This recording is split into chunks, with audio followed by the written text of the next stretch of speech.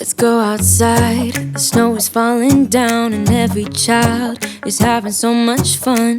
The snowman is twice the size as me, with a smile as quirky as mine. We're holding hands to keep each other warm while we stand and watch a choir performing all the Christmas songs that we love. Yeah, all the Christmas songs that we love.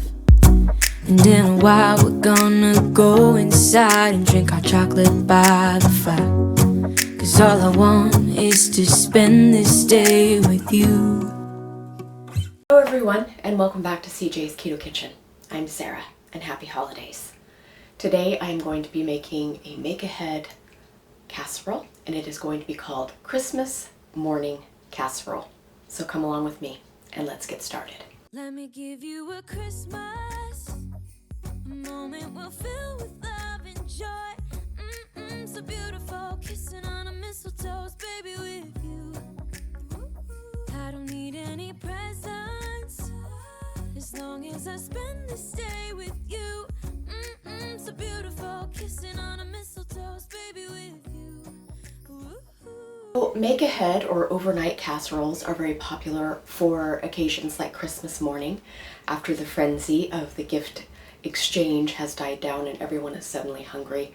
This is a very nice idea, something for you to prepare the night before, so it can just be baking in the oven while you are enjoying your festivities. And that's what I'm making today.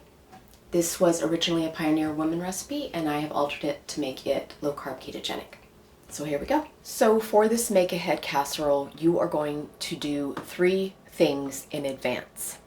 You need 6 slices of toasted low-carb bread that you have cut into cubes. You are also going to need a quarter of a bell pepper, any color. I have a mix of colors here. You also need a quarter of a chopped onion. And I have warmed these in my skillet, and I have added a teaspoon of fresh thyme. Fresh herbs are optional, but I did add some fresh thyme because I had some left over from the holiday. The last thing that you are going to want is 8 ounces of chopped cooked ham and 8 ounces of chopped cooked breakfast sausage. You could use bacon instead of either of these, but you're going to need a pound total of cooked breakfast meat. So you want to preheat your oven to 350 degrees. I'm going to go ahead and add the ingredients that we discussed that were pre-made into our bowl on top of our toasted low-carb bread.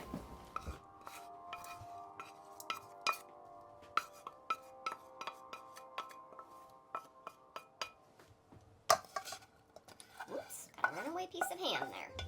I'm going to give this a bit of a stir.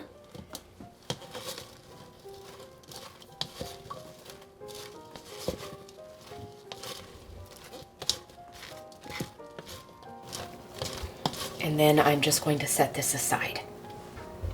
So the next step for our breakfast casserole is we are going to make our custard base that is going to blend all of our casserole ingredients together. So you're going to need 6 large eggs in a bowl that you can whisk. To our eggs, I'm going to be adding 2 cups of half and half. If you do not live in the United States, you can use 1 cup of whole milk and 1 cup of heavy cream to do the same ratios.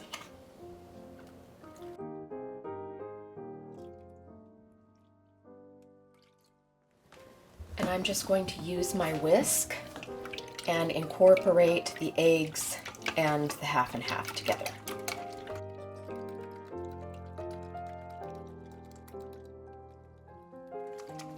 So this custard is going to hold together and flavor our breakfast casserole. It's going to soak into those lovely chunks of toasted low-carb bread and give us a really beautiful dish.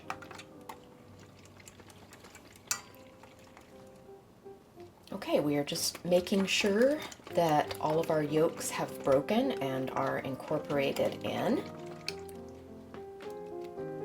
So now we are going to add some seasoning, because right now this is just simply eggs and milks. And so we want to add some flavor. This is really going to be the only opportunity to get flavor into our casserole.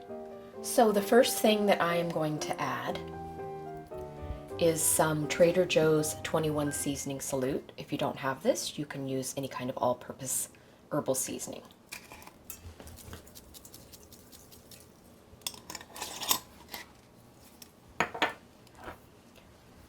I'm using another one from Trader Joe's. This is called Green Goddess, and it is similar. Once again, you can use any kind of all-purpose herbal seasoning or any kind of seasoning that you enjoy. I am an aggressive seasoner because I like my food to have a lot of flavor. As I always recommend, use your seasonings to your own personal taste and that of your family. The last two seasonings that I'm going to be putting in are salt and pepper. I have about 2 teaspoons of salt here because, as I stated before, this is the only opportunity to salt our eggs before baking our casserole. And then just some fresh cracked pepper.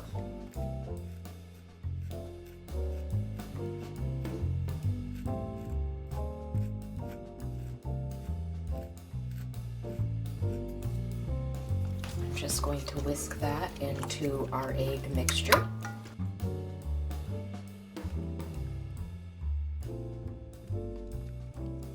So the last thing that I'm going to put in is a couple of dashes of hot sauce. This is completely optional. I do like adding a little bit of hot sauce into my breakfast foods. You can do whatever you'd like. I'm going to add probably about 2 to 3 shakes of this.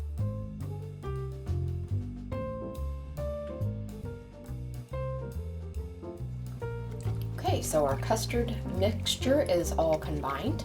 Now I'm going to pour this over to our bowl of other ingredients that we had set aside. Make sure you get all your seasonings out of the bottom. So I'm just going to mix this all together, make sure that we're getting our low-carb bread chunks coated with custard.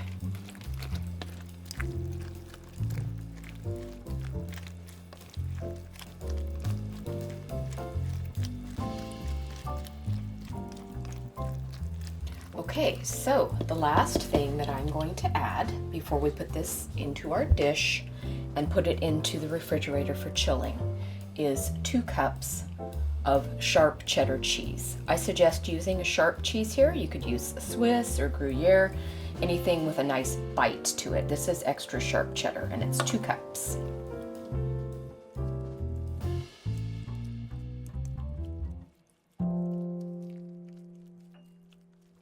All right, so I have my 9 by 13 inch pan ready to go, and I have greased mine with a little bit of nonstick spray.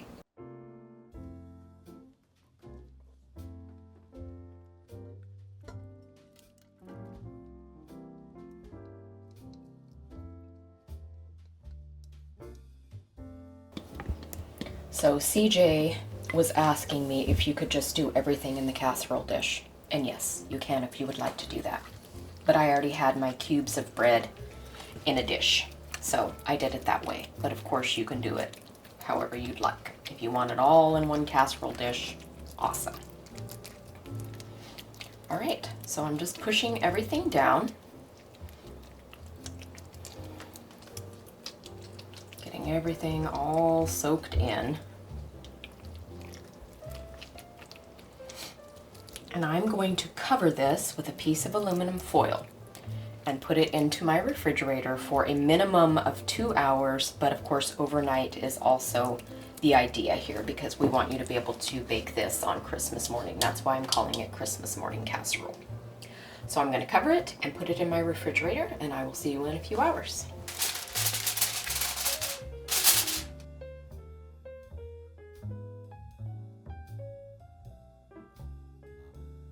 So I just took the casserole out of the refrigerator. Mine has been in the refrigerator for about 6 hours, and I am ready to cook it.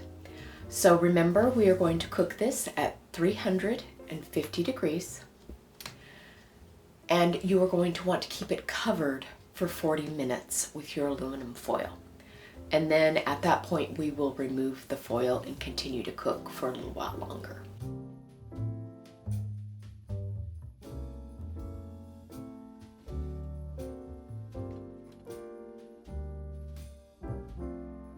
So our casserole has been in the oven for about 35 minutes. Now I'm going to remove the aluminum foil and I'm going to turn the oven down to 325 degrees and I'm going to cook it for another half hour or so.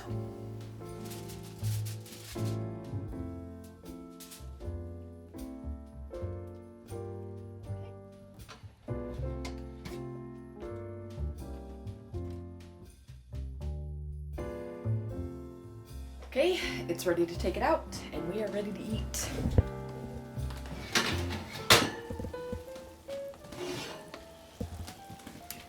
So there it is, puffy and golden and scrumptious looking, ready to be eaten. So I'm going to give my standard warning as a gift to you for Christmas. Do not eat this right this moment. You need to let all casseroles sit for a good 10 to 15 minutes before you dig in. Happy holidays. That was 15 to 20 minutes. Wait until it cools down a little bit, or you'll be sorry.